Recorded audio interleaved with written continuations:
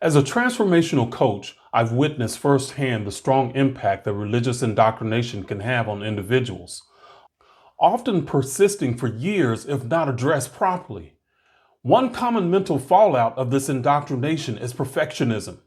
Perfectionism can be a positive trait that motivates us to achieve more, but it can have negative consequences if it stems from low self-esteem and the belief that we're not good enough.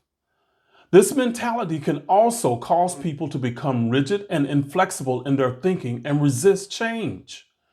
If you're struggling with adapting to change or feel stuck in your ways, it may be time to examine whether religious indoctrination is fueling these negative patterns, which run deep in the subconscious mind. Remember, this is not your fault.